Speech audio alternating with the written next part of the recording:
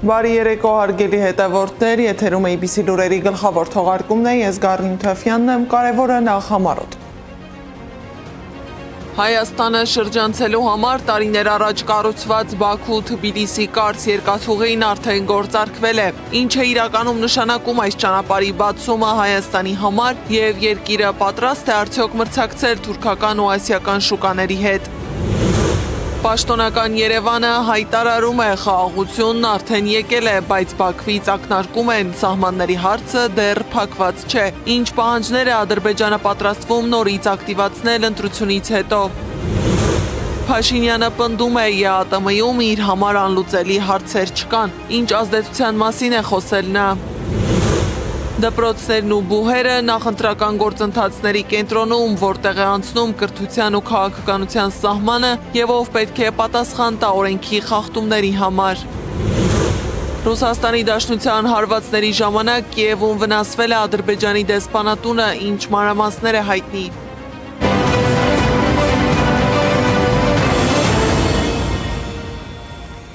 Ախալքալակ կարս երկաթուղին Ադրբեջանի երկաթուղու նման այլևս բաց է Հայաստանից արտահանումների եւ Հայաստան ներմուծումների համար։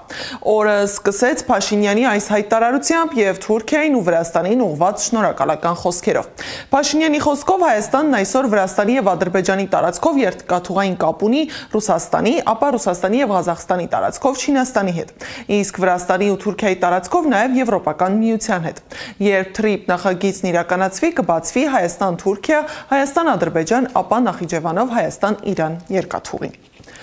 Թուրքիայի հատուկ ներկայացուցիչ Սերդար Քլիչն էլ տարածել է Փաշինյանի գրառումն ու գրել, թե Թուրքիա-Հայաստան հարաբերությունների կարգավորման գործընթացում եւս մեկ նոր եւ կարևոր քայլ են կատարել երկու երկրների միջև ուղիղ առևտրում նոր էջ է բացվում, համոզված է Քլիչը։ Տարիներ շարունակ տարածաշրջանային մեկուսացման խորհրդանիշ համարված Բաքու-Թբիլիսի կարճ երկաթուղին այսօր վերադառնում է քաղաքական ու տնտեսական օրակարգ, արդեն նոր իրականության պայմաններում։ Եթե նախկինում այս նախագիծը Երևանում դիտվում էր որպես Հայաստանին շրջանցող ռազմավարական նախաձեռնություն, ապա այժմ իշխանությունը խոսում է դրա անձեռած հնարավորությունների մասին։ Սակայն մասնագետները զգուշացնում են աշխարհաքաղաքական ճանապարհների բացումը դեռ չի նշանակում տնտեսական հաղթանակ։ Ավելին, առանց մրցունակ արտադրության եւ պաշտպանված շուկայի Հայաստանը կարող է հայտնվել ոչ թե նոր հնարավորությունների, այլ նոր կախվածությունների առաջ։ Թեմային անդրադարձել է Սեդակ Յուրեղյանը։ Բացվել է Բաքու-Թբիլիսի կարճ երկաթուղու Ախալքալակ կարճ հատվածը, որը Ադրբեջանը, ինչպես ասում են, վերջապես կապել է Թուրքիային եւ Եվրոպային։ Ի սկզբանե Հայաստանը շրջանցելու համար ստեղծված երկաթգծային ուղու հեղինակն ու ֆինանսավորողը Ադրբեջանն է, բայց առաջինը դրա բացման մասին հետաքրքրական կերպով չի հնչում ոչ Բաքվից, ոչ Անկարայից, ոչ էլ Թբիլիսիից, այլ Նիկոլ Փաշինյանից։ Ուզում եմ հայտարարել, որ Ախալքալակ կարճ երկաթուղին Ադրբեջանի երկաթուղու նման արդեն բաց է Հայաստանից արտահանումների եւ Հայաստան ներմուծումների համար։ Սա մեծ իրադարձություն է մեր երկրի տնտեսական կյանքում։ Շնորհակալ եմ Թուրքիայի եւ Վրաստանի գործընկերներին։ Փաշինյանը դեպի Եվրոպա արտահանումների աննախադեպ հնարավորությունից եւ Թուրքիայի հետ ուղիղ տնտեսական կապերի ստեղծումից է խոսում։ Սա անում է Ռուսաստանում հայկական միրգ բանջարեղենի, խմիչքների եւ այլ տնտեսական ապրանքների մուտքի եւ վաճառքի կասեցման ֆոնին։ Հատկապես ովքեր որ գյուղերում են ապրում, գյուղատնտեսությամբ են զբաղվում կամ գյուղմթերքների առևտրով են զբաղվում, նույն ծաղիկներին վերաբերում հասկանում են, թե դա ինչ հարված կարող է լինել տնտեսության վրա եւ կոնկրետ այդ մարդկանց համար։ Եվ այդ առումով ինքը այդ նման հայտարարության միջոցով փորձում է ցույց տալ, որ ինչ-որ այլ երթուղի է բացվում։ Այս երթուղու բացումն աղետաբեր է լինելու Հայաստանի տնտեսության համար, պնդում է քաղաքագետը։ Հայաստանը Եվրոպային առաջարկելու գրեթե ոչինչ չունի Եվրոպայի սահմանած բարձր ստանդարտների պատճառով։ Հայաստանից Եվրոպա արտահանումների ծավալը ամբողջի ընդամենը 5%-ն է կազմում, հիմնականում հանքանյութ։ Այստեղ լոկ համապատասխանելու հարցը չէ, որովհետև դրանից հետո դեռ պետք է հասկանալ, իսկ Հայաստանը կարող է մրցակցել այդ շուկայի համար այնպիսի խոշոր խաղացողների հետ, ինչպես օրինակ Չինաստանը, Հնդկաստանը, Պակիստանը, Արևելյան Ասիայի մի շարք այլ երկրներ, որոնք թե ստանդարտացման հարցում, թե քանակի հարցում ծավալի եւ էժան աշխատուժի շնորհիվ պարզապես կարող են անգամ չնկատել Հայաստանին։ Իսկ Հայաստանը այս երթուղում շահագրգիռ կողմ չի կարող լինել, ինչպես Փաշինյանն է ներկայացնում։ Այդ Թուրքիան է ուղիղ ելքի հնարավորություն ստանում դեպի հայկական տնտեսական շուկա, որը փաստի առաջ է կանգնեցնելու հայ տնտեսվարողին, հատկապես գյուղմթերքի իրացման շուկայում։ Եվրոպական որևէ երկիր չի կարողանում դիմագրավել թուրքական ապրանքների էքսպանսիան եւ Հայաստանը լինելով ավելի փոքր եւ խոցելի երկիր առավել եւս չի կարող նման հնարավորություն ունենալ։ Մեր հաշվարկները ցույց են տալիս, որ հայկական ապրանքները, գյուղմթերքները եւ դրանից վերամշակվում դրանից ստացվող արտադրանքը դուրս է մնալու շուկայից։ Մանասերյանը պնդում է, սահմանները փակ պահել պետք չէ, բայց բացելու համար տնտեսական լուրջ հաշվարկներ են պետք։ Թուրքիայից Հայաստան ներմուծումը տնտեսագետի տվյալներով 60-ից 70 անգամ գերազանցում է հակառակ ուղղությամբ արտահանմանը։ Ընդգծում է, նման վիճակագրություն ունեցող երկիրը լրջագույն հաշվարկներ պետք է կատարի, տնտեսապես պարտված դուրս չգալու եւ ԵԱՏՄ շուկայի կրճատման դեպքում թուրքական շուկայից կախվածության մեջ չհայտնվելու համար։ Սետա Գյուրեղյան, Աշոտ Բարբարյան, ABC Media։ Տնտեսության զարգացում, ուղի, առևտուր, նոր ուղիներ։ Մինչ պաշտոնական Երևանը զբաղված է այս հարցերով, Հայաստանը կարող է տնտեսական լուրջ մարտահրավերների առջև կանգնել, եթե ԵՄ, ԵԱՏՄ խճճված գծիկը չքանդի։ Սակայն փոխարենը Փաշինյանը վստահեցրել է, թե կառույցում իր համար անլուծելի հարցեր չկան, եւ ԵԱՏՄ-ի շրջանակում բավականին մեծ ազդեցություն ունի։ Թե ինչի հիման վրա է պնդում Փաշինյանը, լսենք։ Ես միակ պաշտոնյանն եմ, Հայաստանի վարչապետը միակ պաշտոնյանն, որ ԵԱՏՄ-ի երկու ամենակարևոր ֆորմատում հավասարաբար մասնակցում է։ ԵԱՏՄ վարչապետական ձևաչափի միջկառավարական խորհրդի նիստի եւ ԵԱՏՄ բարձրագույն տնտեսական խորհրդի նիստի։ Բայց Հայաստանի եւ Ռուսաստանի հարաբերություններում կուտակվող լարվածությունն արդեն միայն քաղաքական հայտարարություններով չի սահմանափակվում։ Մոսկվայից հնչող կոշտ ուղերձներին զուգահեռ հերթով խնդիրների առաջ են կանգնում հայկական ապրանքները՝ ծաղիկներից ու հանքային ջրից ալկոհոլային արտադրանք։ Ինչ փուլ են մտնում հայ-ռուսական հարաբերությունները, ռեպորտաժում։ Դեռևս անհայտ պատճառներով Ռուսաստանը Հայաստանից ներկրվող ծաղիկներում, միրգ բանջարեղեններում, այժմ էլ ալկոհոլային արտադրանքներում խնդիր է տեսնում։ Այդ ֆոնին ռուս բարձրաստիճան պաշտոնյաների հայտարարություններն աստիճանաբար կոշտանում են։ Միայն վերջին օրերին Մոսկվայից մի քանի կոշտ հայտարարություն է հնչել։ Պետդումայի նախագահ Վյաչեսլավ Վոլոդինը հայտարարել է, Փաշինյանն արդեն մի քանի քաղաքական որոշումներ է կայացրել միանալու այն երկրներին, որոնք պատերազմում են Ռուսաստանի դեմ եւ փորձում են ոչնչացնել այն։ Ռուսաստանը գազ է մատակարարում Հայաստանին ի վնաս իրեն, աջակցելով հանրապետության քաղաքացիներին եւ տնտեսությանը, եւ դրա դիմաց ստանում է անբարոյականություն եւ անազնվություն Հայաստանի Հանրապետության վարչապետ Նիկոլ Փաշինյանից։ Նիկոլ Փաշինյանն էլ արձագանքել է, թե Ռուսաստանը գերտերություն է եւ դրան պետք է վերաբերել հարգանքով։ Չի ուշացել նաեւ Կոնստանտին Զատուլինի արձագանքը։ Սա պարզապես արտաքին քաղաքականության փոփոխությունը քողարկելու փորձ է։ Եթե Հայաստանի մասշտաբն ավելի մեծ լիներ, Փաշինյանը վաղուց մեզ կդավաճաներ։ Ավելի ուշ Ռուսաստանի փոխվարչապետ Ալեքսեյ Օվերչուկը տարօրինակ է համարել խոսակցությունները Հայաստանի ԵԱՏՄ-ից դուրս գալու մասին, հայտարարելով, որ Ռուսաստանը ցանկանում է Հայաստանը մնա միությունում, զարգանա ու բարգավաճի։ Սակայն քաղաքական հայտարարություններին զուգահեռ շարունակում են նաև տնտեսական սահմանափակումները։ Ռոսպոտրեբնաձորը հայտարարել է, որ Ռուսաստանում կասեցվել է հայկական մի շարք ալկոհոլային արտադրանքների իրացումը։ Խոսքը Վեդիալկո Աբովյանի կոնյակի գործարան եւ Շահնազարյան գինի կոնյակի տուն ընկերությունների արտադրանքի մասին է։ Ռուսական կողմը պնդում է, թե հայտնաբերվել են պարտադիր պահանջներին չհամապատասխանող գինիներ եւ կոնյակներ, ինչից հետո ներմուծողներին ու առևտրային ցանցերին հանձնարարել են դադարեցնել դրանց վաճառքը եւ շրջանառությունից հանել արտադրանքը։ Սա վերջին ամիսներին առաջին դեպքը չէ, երբ ռուսական վերահսկող մարմինները խնդիր են արձանագրում հայկական արտադրանքի մեջ։ Ավելի վաղ ժամանակավորապես կասեցվել էր նաև հայկական ջերմուկ հանքային ջրի ներմուծումն ու վաճառքը Ռուսաստանում։ Ռուսաստանի վերջին կոշտ հայտարարությունները Հայաստանի հասցեին ըստ քաղաքական վերլուծաբան Հակոբ Բադալյանի կապ ունեն Հայաստանում իշխանության ձևավորման ընթացքի եւ Մոսկվայի տարածաշրջանային շահերի հետ։ Մոսկվան փորձում է բարձրացնել Հայաստանում իշխանության ձևավորման այս process-ում իր շահերի գինը, ինչպես տեսնում է, դա անում են աշխարհաքաղաքական մյուս կենտրոնները։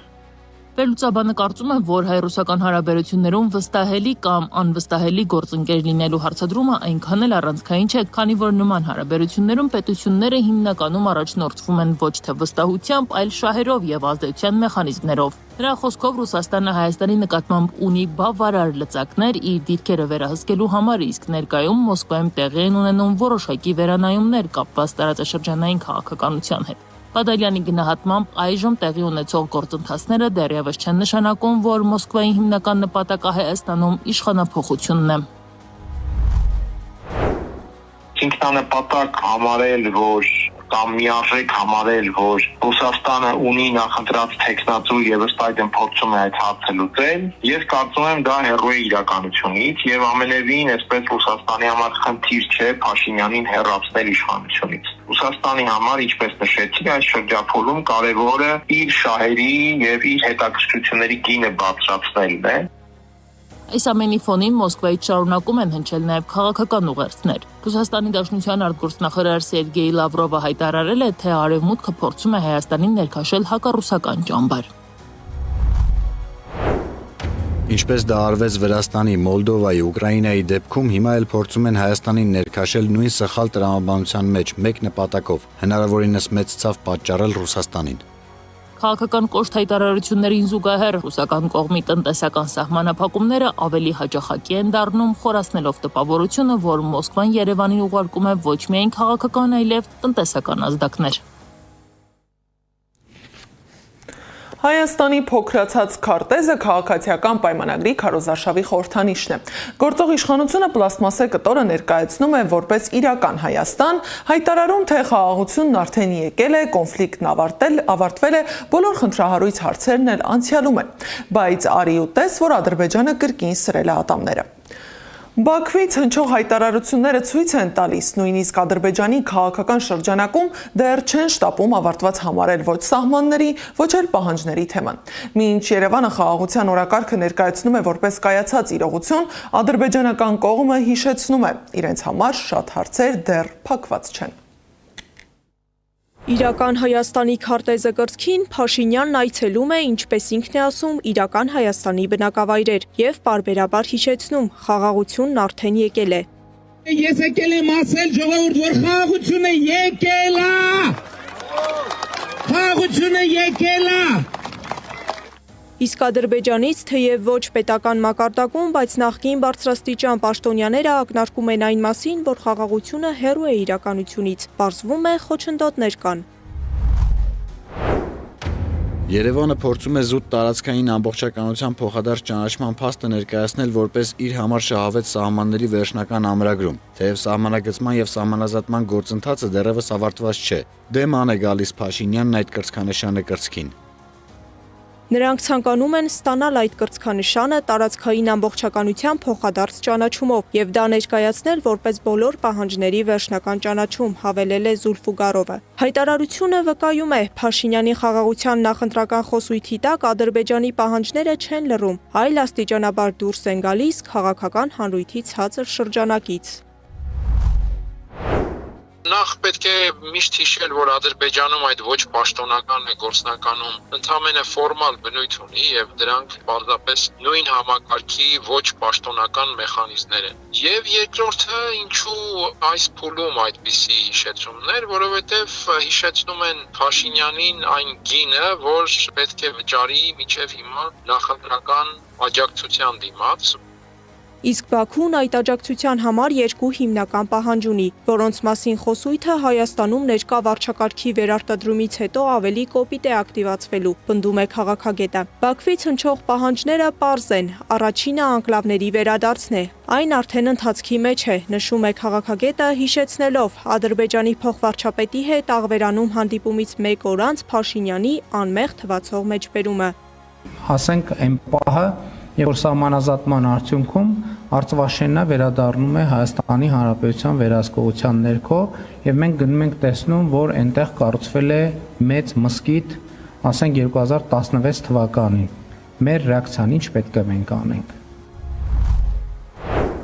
Երբ որ Փաշինյանը խոսում խոսում է Արցախի մասին, ինքը բովոպես փորձում է հասարակությանը կրկին այս մանիպուլյացիաների ձևով համոզել, որ դե տեսեք, էսի հանձնում ենք, բայց փոխարենը թգյուղ ենք, բայց այս գյուղերը հանձնում ենք, բայց փոխարենը մենք Արցախի տեսեր։ Ադրբեջանի մյուս պահանջը սահմանադրության փոփոխությունն է։ Նախկին արտգործնախարարը խաղաղ կարգավորման երաշխիք համարում է հանրաքվեով մայր օրենքը փոփոխելը։ Մեզ համար գլխավորն այն է, թե ինչ տեղի կունենա հանրաքվեի ընթացքում, եթե այն ընդհանրապես հայտարարվի։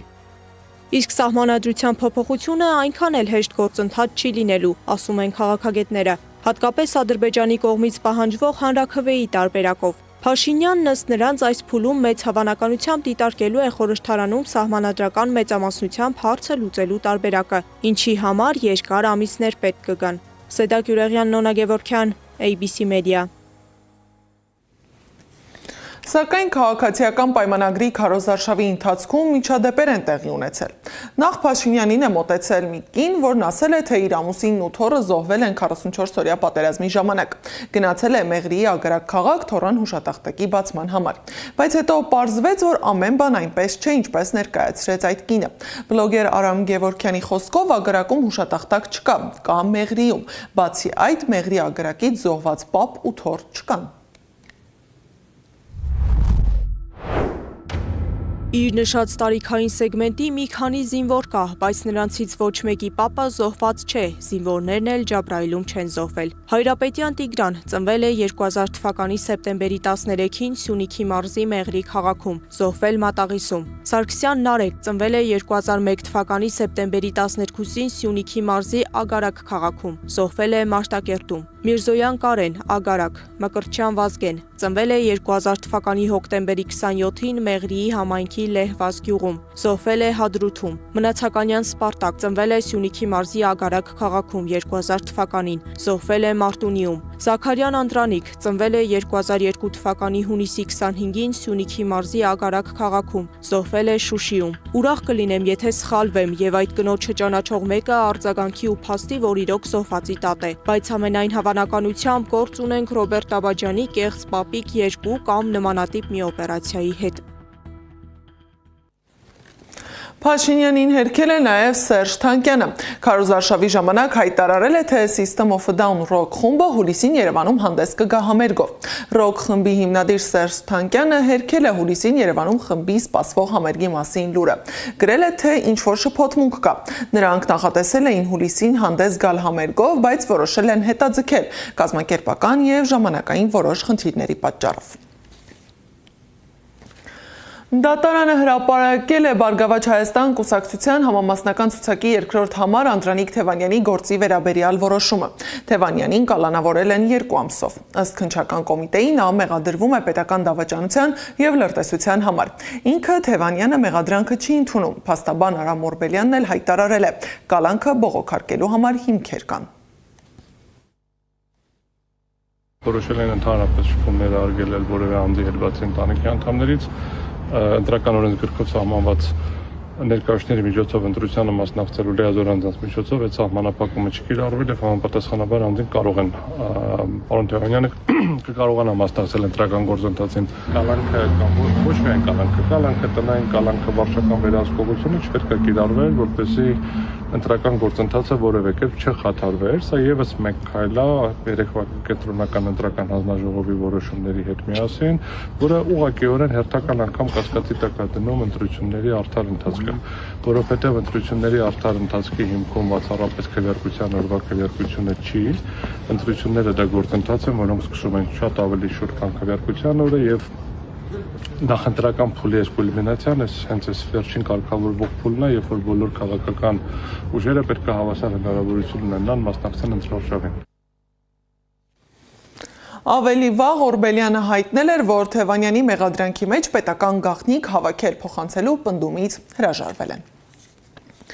Հակակոռուպցիոն կոմիտեն էլ հայտարարել է, թե Բարգավաճ Հայաստան կուսակցության մի խումբ անդամներ բարեգործության անվան տակ ընտրող հանդիսացող Գյումրիի բնակչի տան վերանորոգման համար անհատույց տվել են շինարարական նյութեր։ Դեպքի առթիվ Հակակոռուպցիոն կոմիտեն նախաձեռնել է քրեական վարույթ, ձերբակալել են մի խումբ անձանց, տեղի է ունեցել նաև խուզարկություններ։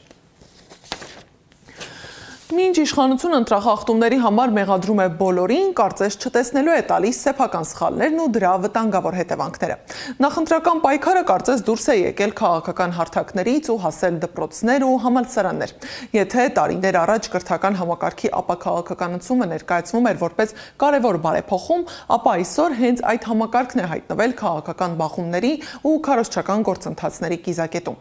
Ռեկտորի գրառում, ուսուցիչների մասնակցությամբ հավաքներ, դասերից դուրս բերված աշակերտները նոր հարց են առաջ բերում։ Կրթական հաստատությունները շարունակում են արդյոք պահպանել քաղաքական չեզոքության սկզբունքը, թե արդեն դարձել են նախընտրական պայքարի գործիք։ Երևանի պետական համալսարանի ռեկտոր Հովհաննես Հովհաննիսյանը Facebook-յան էջում տարածել է քաղաքացիական պայմանագիր կուսակցության падգամավորի թեկնածու Սուրեն Պապիկյանի այս տեսանյութը։ Զարմիկդ կամ հայերեն չհասկանալ, կամ հասկանալ հատուկ հանրությանը մոլորեցնել։ Պապիկյանի տեսանյութը իր էջում է դրել գիծ գրությամբ։ Դասալիքները չեն նահատակվում։ Մինչդեռ բարձրագույն կրթության եւ գիտության մասին Հայաստանի Հանրապետության օրենքում բուհի ռեկտորի վարքը վերահսկող օրենքը չի թույլատրում Հովհաննիսյանին նման գրառում կատարել։ Հանրային բուհի ռեկտորը իր առաջադրման ժամանակ եւ պաշտոնավարման ընթացքում չի կարող լինել որևէ կուսակցության անդամ, պարտավոր է դրսևորել քաղաքական զսպվածություն եւ չեզոքություն։ Փորձեցինք խոսել ԵՊՀ ռեկտորի հետ։ Հեռախոսահամարը միշտ զբաղված է։ Հաղորդագրությանը չի արձագանքել։ Նաև մեկնաբանության միջոցով արձագանքի սպասեցինք, գրեցինք։ Բուհի ղեկավարի քաղաքական չեզոքության պահանջը արդյոք իր վրա չի տարածվում։ Դասալիքները չեն նահատակվում ձևակերպումը ակադեմիական ու պաշտոնական խոսք է համարում։ Մինչ ռեկտորը լռում է, Աննա Կոստանյանը հստակ գնահատական է տալիս։ Ռեկտորը փաստացի ոչ միայն քաղաքական չեզոքություն չի պահել, այլև աջակցել է իշխող ուժին։ Ռեկտորը կոպիտ խախտում է թույլ տվել եւ դա չգիտենք որքանով է օրինակ գիտխորհրդի ուշադրության կենտրոնում, արդյոք գիտխորհուրդը այս հարցը կարող է իր ուշադրության շրջանակ մտցնել եւ քննել։ Սակայն այստեղ ամենազավեշտալին նաև այն է, որ Երևանի պետական համալսարանի ռեկտորի տեղապահը 2 օր անց ոչ միայն գրառումն է հեռացնում, այլ նաև ջնջում է, այսպես կոչված, իր սոցիալական ցանցի էջերից հետևորդին ճակերտավոր, ինձ սա արդեն խոսում է նրանց ժողովրդավարական կեղծ արժեքների մասին։ ԵՊՀ ռեկտորը իր գրառմամբ ուսանողներին ուղղորդելու պետական կրթական համակարգը քաղաքական գործընթացների մեջ է ներքաշում, նշում է Կոստանյանը։ Ինչ հետևանք է ստացել ԵՊՀ ռեկտորի արարքը։ Կրթության, գիտության, մշակույթի եւ սպորտի նախարարությունը հղում է անում մայիսի 18-ին Ժաննա Անդրեասյանի օրեր առաջ արած մեկնաբանությանը։ Համապատասխան բարձրաբանումներ ունեցել ենք թե դպրոցներից, թե մարզից, ստացել ենք տեղեկատվությունը եւ առաջիկայում նաեւ կլինեն համապատասխան քայլերը։ Բացի այդ, մենք տեղեկացրել ենք, որ յուրաքանչյուր ահազանգով ըստ անհրաժեշտության նաեւ իրավապահ մարմիններին ենք դիմում։ Իրավապահ մարմիններից դատախազությունը չի պատասխանել, գրավոր հարցում է պահանջել։ Քննչական կոմիտեից էլ հայտնեցին, հաղորդում չեն ստացել։ Ակտիվ քարոզարշավի փուլում նկատում ենք, որ ոչ միայն բուհերը զերծ չեն մնում քաղաքականությունից, այլ նաև դպրոցները տնօրենների գլխավորությամբ եւ աշակերտների ակտիվ մասնակցությամբ։ Օրինակ, մայիսի 21-ին վերին արտաշատում էին հավաքվել դպրոցների աշակերտներ, ուսուցիչներ ու տնօրեններ։ Ուսուցչուհիները գիտեն, որ շուտ եք դուրս եկել, թե թույլ են տվել։ Թույլ են տվել։ Ինչ ասացին։ Ասեցին կարակ գնանք, որտեվ իրանք էլ են եկել։ Հա, բոլորով եկել եք, որ դիմավորեք վարչապետին։ Իսկ ձեր դպրոցը ոնց էր կոչվում։ Վերին արտաշատի միջնակարգ դպրոց։ Նորենի անուն ազգան։ Հախնազարյան Շուշան։ Իսկ էլի դասարաններ են ձեզ հետ այստեղ ճանաչում եք ձեր դպրոցից շատ կա։ Շատ են։ Ուսուցիչներն էլ, բոլորն էլ այստեղ։ Հա։ Տնօրենն էլ այստեղ։ Հա, տնօրենն էլ այստեղ։ Աշակերտը նշել է, որ իրենց դասերն ավարտվում են մոտ 14:00-ին, բայց Փաշինյանին դիմավորելու համար ավարտել են 2 ժամ շուտ։ Մայիսի 13-ին Փաշինյանի ապարան այցի ժամանակ եւս դպրոցականները դասին լինելու փոխարեն ՔՊ-ի շապիկներով քարոզարշավի էին գնացել։ Այդ օրերին Դանիել Յոհաննիսյանը հայտարարել էր, թե անկախ դիտորդն աշխատում է աշխատանքային ժամին դասատուներին ու աշակերտներին դասապրոցեսի տեղը ՔՊ-ի հավաքին տանողներին վարչական պատասխանատվության ենթարկելու ուղղությամբ։ Երեխեք ես դասից փախել եք։ Ասում են այո։ Դուք լրիվ իմ հետևից ենք ընկել։ Իսկ ականատեսն արձանագրել է, որ հանրակրթական ուսումնական հաստատությունների ներգրավումը նախընտրական գործընթացներին, ուսումնական պրոցեսի կասեցումը եւ անչափահասներին որպես քաղաքական ֆոն գործածելը հակասում են ուսումնական հաստատությունների ապաքաղաքականացվածության սկզբունքներին եւ ժողովրդավարական ընտրությունների միջազգային չափանիշներին։ Իրենք տասնյակ տարիներ դրոշակ դարձրած բուհերի քաղաքականացնելու հարցը անընդհատ խոսել են ապաքաղաքականացման մասին, բայց հենց իրենք իսկ տասնապատիկ ավելի անգամ քաղաքականացրել են բուհերը։ Դպրոցների քաղաքականության մեջ ներքաշվելու դեպքերը սկսել են մինչև քարոզարշավը։ Ակնառու օրինակներից է քաղաքացու օրը ապրիլի 25-ին Արարատի մարզի Այգեզարդի միջնակարգ դպրոցի աշակերտների ելույթը։ Նրանք երգում էին ԿՊԻ քարոզարշավի երգը։ Բայց գործող իշխանությունը անդադար հայտարարում ու խոստանում էր բուհերը կրթական համակարգը զերծ պահել քաղաքականությունից։ Մենք ներկայացրել ենք բարձրագույն կրթության և գիտության մասին օրենքը եւ մենք մնում ենք նույն դիրքերում, նույն սկզբունքներում, որ այո չպետք է լինեն քաղաքական դեմքեր, պաշտոններ զբաղեցնողներ։ Եվ մինչ կրթության, գիտության, մշակույթի եւ սպորտի նախարար Ժաննա Անդրեասյանը նշում է, որ օրինակ ապարանի եւ մյուս դեպքերի նկատմամբ հետեւողական լինելու դեպքում կկանխեն նորերը, վերին արտաշատում ուսուցչական անձնակազմն ու աշակերտները շտապում են քարոզարշավի դասապրոցեսը կիսատ թողնելով։ Իսկ ԵՊՀ ռեկտորը գրառում է անում եւ ջնջում։ Մեր հարցին դեպքերի հաջորդական կրկնությունը ցուցիչ չէ, որ նախարարությունը հետևողական չէ։ Խոսնակն ասաց, յուրաքանչյուր ահազանգի տրվում է համապատասխան ընթացք։ Անի Աբաղյան, Սամվել Իսրայելյան, Անդրանիկ Մանսուրյան, ABC Media։ Կրթական հաստատությունների քաղաքական պրոցեսներում ներգրավվածության եւ ոլորտի խնդիրների մասին խոսելու եմ կրթության փորձագետ Հայաքվե ազգային քաղաքացիական նախաձեռնության խորհրդի անդամ Ատոմ Մխիթարյանի հետ։ Բարի երեկո, պարոն Մխիթարյան, շնորհակալ եմ հրավերս ընդունելու համար։ Երբ աշակերտներին դասաժամերի ընթացքում տանում են քաղաքական միջոցառումների, սա կրթական, իրավական, թե էթիկական խնդիր է առաջին հերթին եւ որտեղ է անցնում սահմանը քաղաքացիական մասնակցության եւ դպրոցների քաղաքականացման միջեւ։ Ես այստեղ հանդես կարող եմ գալ նաեւ որպես ընտրական իրավունքի մասնագետ, որովհետեւ 15 տարուց ավելի մագիստրանտներին ընտրական իրավունք եմ դասավանդում մագիստրատուրայում եւ միանշանակ պետք է ասել, որ դա ընտրական իրավունքի խախտում է, հատկապես քարոզարշավի ժամանակ դպրոցականներին, ընդհանրապես կրթական հաստատություններին ներգրավել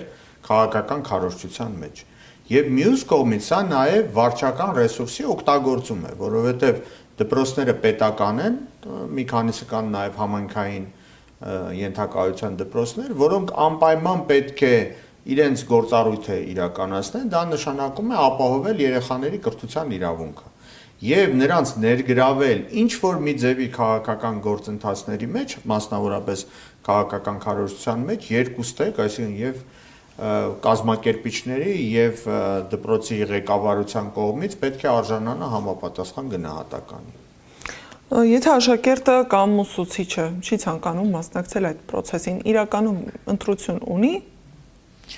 Հայաստանի պարագայում, ավելի ճիշտ ոչ թե Հայաստանի, այլ ներկա իշխանությունների պարագայում պարզվում է, որ ոչ, որովհետև այն ուսուցիչները, որոնք չեն ուզում մասնակցել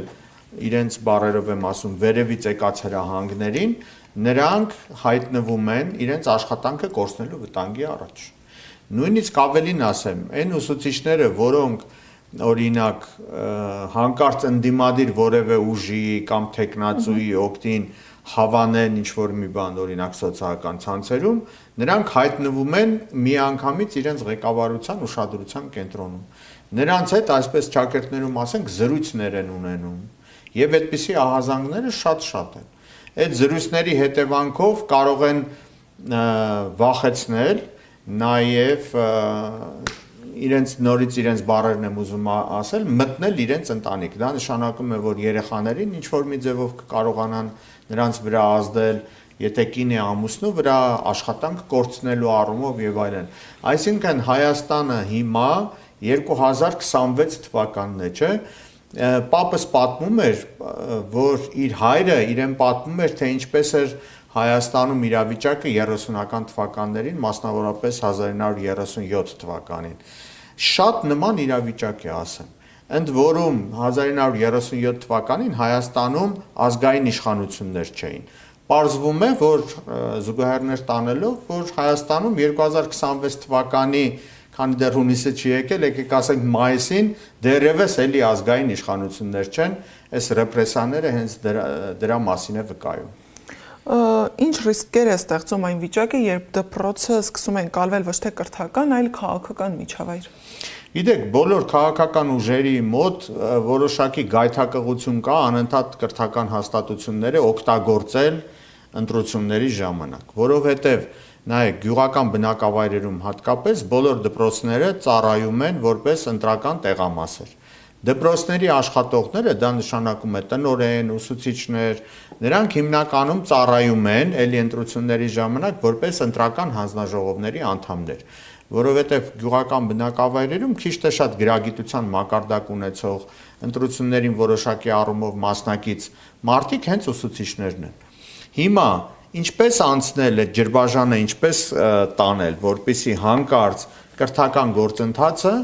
չխառնվի քաղաքական գործընթացներին, որովհետև դա էական ազդեցություն է ունենում ընդհանրապես կրթական միջավայրի եւ կրթության որակի վրա վերջին հաշվով։ Ուրեմն այս գայթակղությունից որևէ մեկը ձեռնպատ չի մնացել։ Միայն խոսքեր ենք մենք լսել։ Հիշեք օրինակ Փաշինյանի 2018 թվականին, երբ որ նա ուրեմն կազմակերպում էր փողոցային ակցիաներ եւ այլն, նրա խոսույթում կար հետեւյալ միտքը, որ պետք է օրինակ բարձրագույն ուսումնական հաստատությունները եւ նրանց ղեկավար կազմում, այսինքն որոշումներ կայացնող հոգաբարձուների խորհուրդները լինեն ապա քաղաքական։ Եվ այդ ժամանակ հիշեցնեմ, մի քանի բուհեր կար, որտեղ հոգաբարձուների խորհրդի նախագահները իշխող կուսակցության անդամներ էին։ Ուրեմն իշխանությունը փոխվեց Հայաստանում եւ պարզվեց, որ հիմա արդեն խոշորացույցով էլ մանգաս Հայաստանում որևէ բարձրագույն ուսումնական հաստատություն չես գտնի, որի հոգաբարձուների խորհրդի նախագահան կամ խորհրդում չլինեն քաղաքական պաշտոններ զբաղեցնողներ։ Սկսած Հայաստանի Հանրապետության նախագահ, պաշտպանության նախարար, մի քանի նախարարներ տարբեր բուհերի հոգաբարձուների խորհրդի նախագահներ են եւ այլն։ Այսինքն ասվեց եւ դրա 180 աստիճան հակառակը արվեց։ Նույնը վերաբերում է դպրոցներին, քանի որ դպրոցների քանակը շատ է 1400 շուրջ Հայաստանում։ Յուրաքանչյուրի պահով մի քիչ դժվար է արդեն տեղեկատվություն հավաքել, բայց պարզ է, նրանք էլ գտնվում են, եթե մարզերում են, մարզպետների ուղղակի ենթակայության տակ եւ ենթարկվում են ըստ էության եւ մարզպետներն էլ գործող իշխանությանը թվեր են ներկայացնում, թե որ դպրոցում ինչքան ձայներ կան, այդ դպրոցի տնօրենը իրեն ինչպես է պահում եւ այդ հիերարխիան իջնում է մարզպետից դպրոցի տնօրեն, պարզ է դպրոցի տնօրենն էլ իրեն արդարացնելու, իր պաշտոնը արդարացնելու համար պետք է որոշակի ձևով ազդի ուսուցիչների վրա, որը եւ մենք տեսնում ենք ամեն օր եւ առանց ցավոք սրտի առանց իրավական հետևանքների առայժմ։ Պարոն Մխիթարյան, միջազգային փորձը ինչ ասում ժողովրդավարական երկրներում ինչպես են պաշտպանում դպրոցները քաղաքական ազդեցությունից։ Գիտեք, նույնիսկ Հայաստանում, եթե մենք նայում ենք օրենքների մակարդակում, նման բան չի կարող լինել։ Նույնիսկ ընտրական օրենսգրքում գրված է, որ օրինակ դպրոցների շենքերը միայն կարելի է օգտագործել երեկոյան ժամը 6-ից հետո ընտրական քարոզչության, հանդիպումների, ընտրողների հետ հանդիպումների համար եւ այլն։ Մինչեւ 18:00-ն անձեռնմխելի պիտի լինեն դպրոցների շենքերը, որովհետեւ երեխաները գնում են դասի, դասերից հետո նրանք կարող են արտադասարանական խմբակներ ունենալ, ֆակուլտատիվ պարապմունքներ ունենալ եւ այլն եւ այլն, եւ չի կարելի։ Ընդ որում դա կարելի է օգտագործել միայն այն պարագայում, երբ այդ բնակավայրում ուրիշ հարմար դահլիճ օրինակ չկա։ Տեսեք, այսինքն Հայաստանի օրենքներն էլ այնպես չի, որ գրված է թղթի վրա, դրանք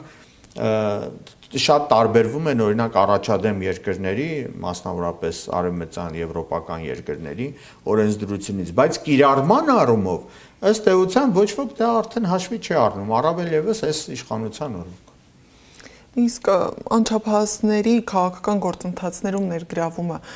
ինչ ազդեցություն կարող է ունենալ նրանց քաղաքացիական մտածողության ձևավորման վրա։ Այո, դա շատ կարևոր հարց է։ Իհարկե պետք է մեր երեխաները դեռևս դպրոցական տարիքից ունենան իրենց քաղաքացիական մասնակցության հնարավորությունները, եւ դա պետք է խրախուսեն նրանց ուսուցիչները։ Բայց քաղաքացիական մասնակցությունը, ընդհանրապես քաղաքացիական կրթությունը գալիս է ազգային կրթության հետ միաժամանակ։ Այն ժամանակ, երբ որ դպրոցի դասագրքերը փոխվում են, հայոց պատմության որոշակի դրվագներ ընդհանրապես դուրս են գալիս, եկեղեցու պատմությունը դպրոցից դուրս է գալիս, եւ իրադարձությունների նկարագրությունը հատկապես պատմության դասագրքերում այնպես է մատուցվում երեխաներին, որոնք ըստ էության ուղղորդվում են այդ դասագրքերով։ Այստեղ խոսել քաղաքացիական կրթության, քաղաքացիական գիտակցության բարձրացման մասին արդեն ավելորդ է, որովհետև սա քաղաքական ճնշման հետևանք է դառնում։ Իսկ այդ քաղաքական ճնշման գործիքը գործող իշխանության ձեռքում է։ Այս ամբողջ process-ի մեջ աչքի են ընկնում տնօրեններն իրենց պահվածքով մի միջադեպ էլ տեղի էր ունեցել իմ գործընկերոջ հետ, տնօրենը սկսել էր վիճել ու չէր թույլ տվել խոսել բուն խնդրի մասին, ԵՊՀ ռեկտորն էլ գրառում էր արել, հետո հեռացրել էր։ Կրթական հաստատությունների ղեկավարների նման պահվածքը ինչպես կմեկնաբանեք եւ սա ցուցիչ է կրթական համակարգի վիճակի մասին ու ինչ պիտի սովորի աշակերտը կամ ուսանող այսպիսի վարք դրսևորող ղեկավարից։ Իսկապես, ուրեմն սա նախ եւ առաջ ամոթ է եւ հասարակությունը պետք է դատապարտի նման պահվածքը, սա առաջինը։ Երկրորդը դա անընդհատ կրկնվում է, որովհետեւ ձեր ասածների ես կարող եմ տասնյակ ուրիշ դեպքեր ավելացնել, որովհետեւ բոլորս տեսանք եւ ապարանում տեղի ունեցած իրադարձությունները եւ ուրեմն Արարատի մարզում քարոզարշավի ժամանակ տեղի ունեցածները, երբ որ ստիպողաբար երեխաներին դասերը կրճատելով, այսինքն նրանց դասերի հնարավորություն չտալով, կրթության հնարավորություն չտալով, բերում են, որպեսզի շատ մարդիկ Երևան քարոզարշավի ընթացքում։ Սա կարող է անընդհատ կրկնվել, դեռևս 2 շաբաթ կա ընտրություններին, անընդհատ կրկնվել, որովհետև այդ իրադարձություններից որևէ մեկը որևէ ոչ միայն քաղաքական, այլ նաև իրավական գնահատականի չի արժանացել։ Այ եթե առաջինի, ինչպես իմ ուսուցիչներից մեկն էր ասում, գլխին մի հատ բամփեին ճակերտավոր, այսինքն պատժեին առաջին արածին, երկրորդը կտեսներ եւ չէր կրկնի։ Հասկանում եք, իսկ ամենաթողտվության իրավիճակում, որտեղ հիմա գտնվում է Հայաստանը, ամեն ինչ էլ կարող է լինել։ Ես կես կատակ կես լուրջ նաև ասում եմ, որ այդ դպրոցի տնօրենին, որը Երևանում է եւ եթե չեմ սխալվում իշխող կուսակցության քաղաքական ցուցակում է, այդ նախընտրական ցուցակում է, նրան այդ գործողությունները անելիս, երբ որ նա ստիպել է երեխաներին հագնել կուսակցություններից մեկի, ես նրան անվանում եմ քաղաքական ուրեմն աղանդ, որովհետև փոքրամասնության տեսակետներն են ներկայացնում։ Այդ քաղաքական աղանդին պատկանող շապիկները դպրոցական միջոցառման ժամանակ մի բան էլ վաճառել է այդ շապիկները երեխաներին, որովհետև երեխաները եւ ծնողները մեծ բողոքներ անընդհատ ուղարկում են։ Ուրեմն այդ տնօրենին, քանի դեռ իշխող կուսակցությունը իշխանությունը չի կորցրել, որը շուտով լինելու է, այդ տնօրենին պետք է շուտապույտ նշանակել նախարար, որպեսզի նա իր լավ փորձը, որ ձեռք է բերել այդ դպրոցի շրջանակներում, լավ փորձը կիրառի ամբողջ Հայաստանում։ Ես խորհուրդ կտամ, այո, գործող վարչապետին կամ վարչապետի աթոռը զբաղեցնողին անմիջապես փոփոխություն կատարել եւ նրան նշանակել նախարար։ Իսկ եթե լուրջ, նա պիտի հիմա գտնվեր, ինչպես ասում են, որտեղ քրեակատարողական հիմնարկում, որովհետեւ նա խեղում է եւ նրա նմանները իհարկե մենք կոնկրետ մարդու երևույթի մասին ենք խոսում, նրա նմանները պիտի պատժվեն եւ մեր հասարակությունը պիտի հասկանա, որ կրթությունը քաղաքականությունից, ինչպես շատերը ասում են, եկեղեցին մնացած բաները շատ հեռու պիտի լինի եւ դա, երբ որ քաղաքականությունը մտնում է կրթության ոլորտ, դա նշանակում է գերաքննադատություն։ Այսինքն դու որոշակի գաղափարախոսության կրողն ես եւ ուզում ես դա տիրապետող դառնա կրթության բնագավառում։ Իսկ այդպես կարող է ամեն տարի փոխվել։ Որ երկրում է այդպես։ Այն երկրներում են գաղափարախոսությունը ազդում կրթության վրա, որոնց անվանում են բռնատիրական։ Սա Հայաստանում նոր երևույթ է, թե պարզապես հիմա է ավելի տեսանելի դարձել։ Հիմա տեսանելի է դարձել, ես քիչ առաջ ասացի, որ Հայաստանում տարբեր իշխանություններ այդ գայթակղությունից չեն հրաժարվել եւ անընդհատ կրթական համակարգը օգտագործել են, որովհետեւ ուզենք թե չուզենք ավելի գրագետ կրթված մարդիկ հենց կրթության մեջ են, դա հանրակրթությունն է, բարձրագույն կրթությունն է, բայց մյուս կողմից էլ պետք է գիտակցության այն մակարդակին մենք հասնենք, որպեսզի թույլ չտանք։ Այդ ամբողջը պետք է լինի կամավոր, հասկանում եք։ Երբեմն ես նաև հոգուտ իրենց այդպես իրենց պահողներին պետք է ասեմ, որ շատ ժամանակ նման պահվածքը հակառակ ռեակցիան է առաջացնում մարդկանց մոտ։ Երբ որ նրանք ասում են ուսուցիչներ, դուք պետք է դասերը պարապեք, օրինակ պատմության դասերը այս դասագրքերով, շատ ուսուցիչների համար դա խորթ է եւ նրանք դարակի տակից հանում են իրենց պատմության դասագիրքը, սրանից չգիտեմ 5-10 տարի առաջվա պատմության դասագիրքը եւ այդ պատմության դասագրքով են երեխաներին մատուցում հայոց պատմությունը։ Ընդդիմանալով ներկա վարվող քաղաքականությանը։ Նույն բանը տեղի է ունենում հիմա։ Շատ ուսուցիչներ ուղղակի զզվել են այդ անընդհատ ահաբեկումներից, անընդհատ ճնշումներից, ուղղակի ձայն չեն հանում մարդիկ։ Բայց այդ մարդիկ միևնույն է անելու են իրենց ընտրությունը, վստահ իմանալով, որ քվյախցիկում ոչ ոք նրանց չի հետևում, ոչ ոք չի կարող նրանց ստիպել եւ նրանք անելու են իրենց ճիշտ ընտրությունը, շուտ ազատագրելով Հայաստանը ապա հայկական, հակա ազգային իշխանություններից։ Պարոն Մխիթարյան, անդրադառնանք ոլորտի մեկ այլ խնդրի։ Դպրոցներից դուրս է եկել գնահատման համակարգ, այսինքն աշակերտը այլևս չի ստանում գնահատական։ Սա ինչ ազդեցություն է ունենալու կրթության որակի եւ սովորելու մոտիվացիայի վրա։ Այո, շատ հետազոտողներ գտնում են, որ դա իսկապես վատ ազդեցություն է ունենում։ Գիտեք, դրանք ցածր դասարանի երեխաների մոտ ընդհանրապես գնահատման համակարգը չկա, բայց ուսուցիչներն էլ չեն հասկանում, թե ինչպես դա անեն, հասկանում եք, որովհետև իրենց համար դա խորթ է, առանց գնահատականի փորձել գնահատել։ Հիմա դրա գնահատականի փոխարեն նկարագրական ինչ-որ բաներ պիտի անեն, բայց միևնույն է, ուսուցիչների մտքում էլի այդ գնահատականներն են։ Նրանք անընդհատ մտածում են օրինակ 4 իրենց մտածողությամբ, եւ այդ 4-ը ինչպես բառերով գրել։ Ինչպես հայտնի անեկդոտում են ասում, ամեն ինչ նույնն է մնացել, միայն թղթաբանությունն է հիմա շատացել։ Շատ ուսուցիչներ հենց այդ մասին էլ ասում են։ Նրանց ժամանակի հիմնական մասը ձևական բաների վրա են ծախսում։ Ինչպես օրինակ երբ որ դպրոցի շենքը վերանորոգում են, մարդիկ կամ նոր կառուցված շենքերում գնում են ցնցողներն են ստուգում, չէ՞, այսինքն ձևի մասին են անընդհատ մտածում։ Տեսնում են արդյոք դպրոցի ճանապարհը ասֆալտապատ է, թե չէ, բայց ոչ ոք ցավոք սրտի ներկա իշխանությունների պարագայում իհարկե ասում եմ, ոչ ոք չի մտածում բովանդակության մասին։ Նույնը ձեր ասած հարցի դեպքում է, այսինքն բովանդակությունն է այստեղ կարևոր, ձևականությունը, գնահատականները այսպես կդնեն, թե այնպես կդնեն, դա բովանդակության հետ էական կապ չունի։ Առավել եւս, որ կրթության մեջ սովորաբար մրցակցությունն է, որ բերում է զարգացման։ Իսկ գնահատականների բացակայությունը բնավ դրան չի նպաստում։ Ուրիշ բան ասեմ, հիմա երեխան, որը ընդհանրապես չի սովորում օրինակ 1 տարի, հնարավոր չի այդ երեխային կրկնել տալ այդ տարվա կուրսը։ Այդ երեխան իր հասակակիցների հետ տեղափոխվում է հաջորդ դասարան, տեղափոխվում է հաջորդ դասարան։ Առանց միևնույն է, գնահատական էլ չկա։ Եվ սա եղավ կրթություն։ Արդյունքում ինչ տեղի ունեցավ։ Արդյունքում տեղի ունեցավ այն, որ վերջին 7-8-10 տարվա ընթացքում Հայաստանի կրթական համակարգի նորից ճակերտավոր ասենք այդպիսի բարեփոխումների արդյունքում Հայաստանը տարածաշրջանում կրթության մակարդակով զբաղեցնում է ուշադրություն վերջին տեղը։ Այս է արդյունքը։ Այսօր ունենք հստակ պատկերացում, թե ինչպիսի շրջանավարտ է ցանկանում ձևավորել պետությունը։ Պետությունը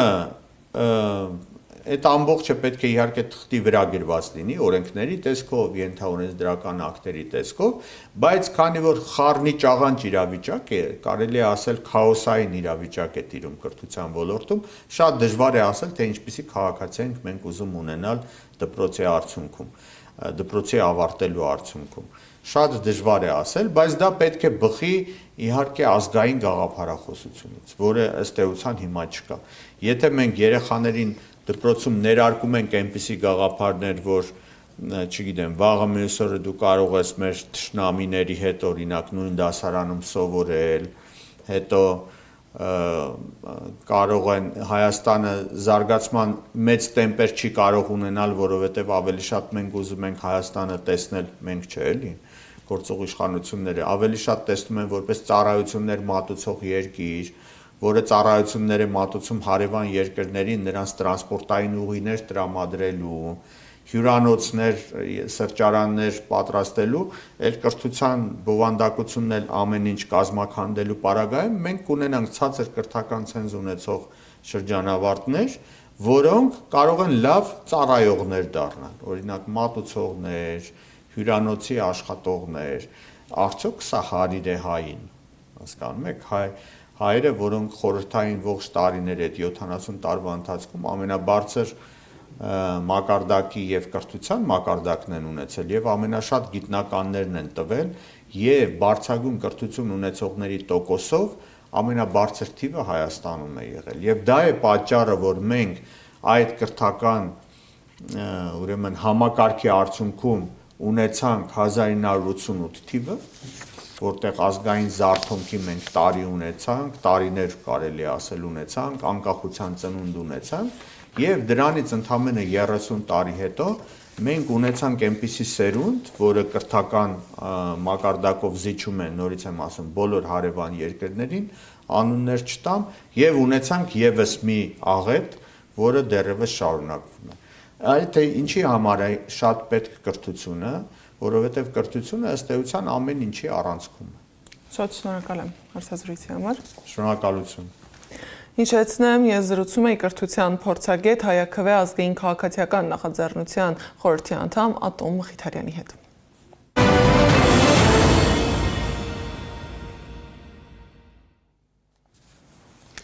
Հայաստանում քաղաքական պայքարը տեղափոխվում է ոչ միայն հրապարակներ ու հեռուստաեթեր, այլև իրավապահ համակարգի դաշտ։ Մի դեպքում իշխանության հասցեին հնչող կոշտ արտահայտությունները կամ սպառնալիքները որևէ հետևանք չեն հանգեցնում, մյուս դեպքում հարց տվող քաղաքացին գրառում անող օգտատերը կամ պաստառ պոկած մարդը հայտնվում է ոստիկանությունում կամ դատարանում։ Այս ամենը նորից առաջ է բերում հին հարցը. օրենքը բոլորի համար է գործում նույն կերպ, թե քաղաքական դիրքավորումը սկսում է որոշել նաև մարդու ազատության սահմանները։ Իշխանության ամենակոշտ հայտարարությունները Հայաստանում հաճախ մնում են անպատիժ։ Այո, ֆիզիկական սպառնալիք է, որտեղ պոլերով ենք տալու դրան, սատկացնելու ենք, ոչինչ, դրանից հետո իրավապահները գնահատական։ Մինչդեռ ընդդիմախոս քաղաքացին կարող է հայտնվել ոստիկանության բաժնում, հարց տալու, սոցիալական ցանցում գրառում անելու կամ անգամ քարոզչական պաստառ պոկելու համար։ Ինչ է սա, իրավական երկակի չափանիշ, վարչական ճնշում, թե ընտրությունից առաջ վախի մթնոլորտ ստեղծելու փորձ։ Մեկը, որ ակնհայտ է, որ Նիկոլ Փաշինյանը հանդես է գալիս մինչդեռ որպես տեխնացու մասնակից եւ ինչպես դրական օրենսգիրքն է պահանջում, չօգտագործելով իր դիրքը կամ լիազորությունները, այդ ճիշտ հակառակը հանդես է գալիս հստակ որպես վարչապետ, գործադիր իշխանության ղեկավար եւ ըստ էության ամենալայն լիազորությունները ոչնված պաշտոնյա Հայաստանում հանդես է գալիս իր քարոզչական քաղաքացիական պայմանագրի քարոզչական այդ գործընթացներում, այսինքն իր բոլոր հրահանգները, հրամանները, նախերգանքները, ձերբակալությունների, այդ խոստումները ինչ որ մի կազմակերպություն, ինչ որ մեկի ձեռքից վերցնելու, դրանք բոլորը վարչական լծակների թափահարումներ են։ Քարոզարշավի ժամանակ Փաշինյանին հարց տալու եկած ակտիվիստ Արթուր Օսիպյանին նախ քաշքշել են, հետո ձերբակալել, օրեր անց էլ կալանավորել 2 ամսով։ Նրան մեղադրում են բռնության կոչ անելու, քարոզարշավը խոչընդոտելու եւ խուլիգանություն անելու համար։ Օսիպյանի եւ Փաշինյանի հանդիպումից 2 օր անց երկրորդ նախագահ Ռոբերտ Քոչարյանի եւ մի քաղաքացու միջև հանդիպում եղավ։ Վերջինս մեղադրում էր Քոչարյանին սպանության համար։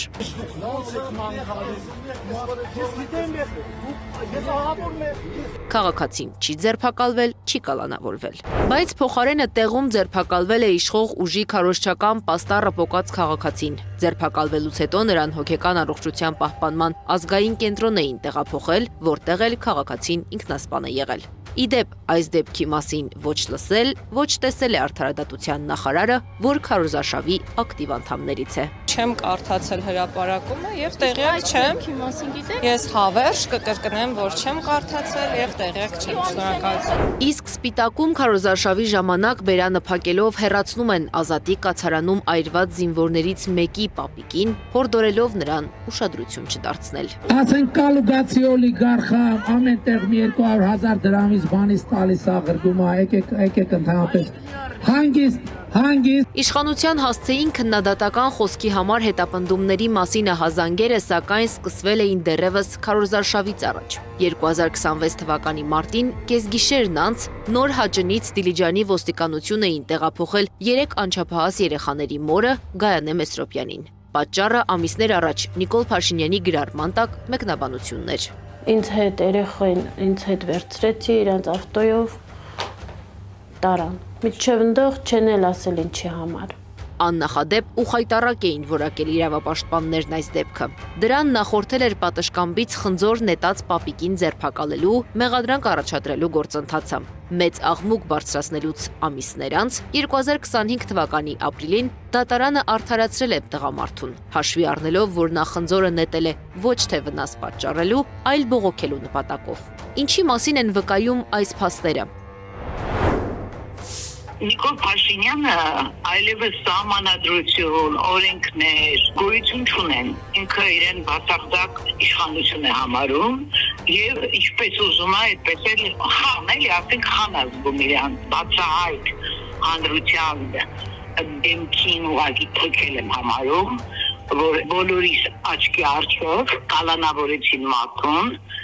որը ընդամենը զրուցում էր եւ հարցեր էր ուղղում։ Փաստաբան Սոս Հակոբյանն ուշադրություն է հրավիրում նաև այն փաստին, որ պետական համակարգի ղեկավարը հրապարակային խոսում է ձերբակալությունների, պատժելու կամ հաշիվ պահանջելու մասին։ Շատ շուտով Ծառուկյան ԲՀԿ ղեկավարի բիզնես ողնաշարը Արարատի ցեմենտի գործարանը լինելու է պետական։ Փաստաբանի գնահատմամբ սա պարզապես քաղաքական հռետորաբանություն չէ։ Նման հայտարարությունները զուգորդելով իրավապահ համակարգի գործողությունների հետ հասարակությանն ուղարկում են հստակ ուղերձ։ Իշխանության քննադատությունը կարող է ունենալ հետևանքներ։ Այս ֆոնին մարդու իրավունքների պաշտպան Անահիտ Մանասյանն անհասցե հայտարարություն է անում, թե կարծիքի ազատությունը չի կարող վերածվել բռնություն ու անհանդուրժողականություն տարածելու գործիքի։ Անի Աբաղյան, Գեգամ Ղազարյան, ABC Media։ Միջազգային լրահոսից հրապարակվել են Միացյալ Նահանգների եւ Իրանի միջև հուշագրի մանրամասները։ Աքսիոսը գրել է, որ հուշագրի նախագծի համաձայն հրադադարը կերկարաձգվի 60 օրով։ ԱՄՆ-ն կվերացնի իրանական նավահանգիստների վրա դրված շրջափակումը եւ կմեղմացնի պատժամիջոցները։ Հորմուզի նեղուցը կբացվի նավագնացության համար, իսկ Իրանը կկարողանա ազատորեն առևտուր անել նավթով։ Միևնույն ժամանակ Իրանը կսկսի Հորմուզի նեղուցի ականազերծումը, իսկ ԱՄՆ-ն կպահպանի ռազմական ներկայությունը Իրանի շուրջ մինչև վերջնական համաձայնության հասնելը։ Հուշագիրը նաև նախատեսում է ԱՄՆ-ի եւ Իրանի միջև Թեհրանի միջուկային ծրագրի շուրջ բանակցությունների շարունակությունը։ Ռուսաստանը հարվածել է Կիևին, վնասվել է Ուկրաինայում Ադրբեջանի դեսպանատունը։ Ադրբեջանական լրատվամիջոցները հայտնել են, հարվածների պատճառով կոտրվել են դեսպանատան պատուհանները։ Իրանի Թավրիզ քաղաքում Ադրբեջանի գլխավոր հյուպատոսության հյուպատոս Ռամիլ Իմրանովը մահացել է ճանապարհատրանսպորտային պատահարի պատճառով։ Ըստ Ադրբեջանի արտաքին գործերի նախարարության վթարը տեղի է ունեցել Ջուլֆա Թավրիզ մայրուղու վրա, Մարանդ քաղաքի մոտակայքում։ Դիվանագետը ծառայության մեջ էր եւ եղել է մեքենայի ղեկին։ Եվ վերջում Genesis Armenian մեկնարկել է նոր նախագիծ, ով է կառավարում քո 5 տարին խորագրով։ Հոլովակների շարքը անհատի կարևորության մասին է։ Նախագծի շրջանակում ուղեղային կենտրոնի հիմնադիր տնօրեն Աբրահամ Գասպարյանը ներկայացնում է քաղաքական ընտրական համաշխարհային փորձը։ Հարավային Կորեա 77% մասնակցություն մի ամբողջ քաղաքական ուղղության վերադասավորում։ Դիտենք շարքի երկրորդ հոլովակը։ 2017 Սեուլ երկարատև զանգվածային բողոքի ակցիաներից, ցույցերից եւ փողոցի ճնշումներից հետո Հարավային Կորեայի սահմանադրական դատարանը հաստատում է նախագահի իմպիչմենտը եւ նրան հեռացնում պաշտոնից։ 2 տարի անց կայանում է նախագահի նոր ընտրություն, որին մասնակցում է ուշադրություն քվեարկողների 77%-ը։ Նախագահը փոխվում է, շատերը դա համարում են իշխանափոխության ավարտ։ Հետո պարզվում է, սա մի ամբողջ քաղաքական ուղղության վերադասավորում էր։ 현재 지도의 길에서 극병으로 장로님 빨리 돌아오십시오. Օպան Gangnam-Style։ Երբ մասնակցության տոկոսը բարձրանում է, քվեարկությունը դառնում է ուղղության փոփոխություն, ոչ թե պարզապես արդյունք։ Իսկ երբ անտարբեր ես լինում, իշխանությունը դառնում է պարզապես անպատասխանատու։ Դու այս երկրի տերն ես, ոչ թե դիտորդը։ Արի, քարփեշից թափի 15 րոպե հատկացրու գնանք ընտրատեղամաս։ Լայքը, սրտիկը, զարմանքը, ծիծաղը, զայրույթը էմոջի են եւ միայն Facebook-ում։ Իրական փոփոխության հնարավորությունն ընտրությունն է։ Եթե քեզ հետաքրքիր է ասեմ, ինքս գնալու եմ ընտրության եւ թույլ չեմ տալու, որ վերարտադրվի մեր պետությունը կործանող խմբակը։ Մնացածը դու որոշիր։ Դու գիտես քո անելիքը։ Այս ժամի համար նախատեսել էինք այսքանը, շարունակեք հետևել մեզ սոցիալական բոլոր հարթակներում, ABC լուրերը եթերում կլինի առավոտյան ժամը 9-ին, մինչև վաղը հաջողություն։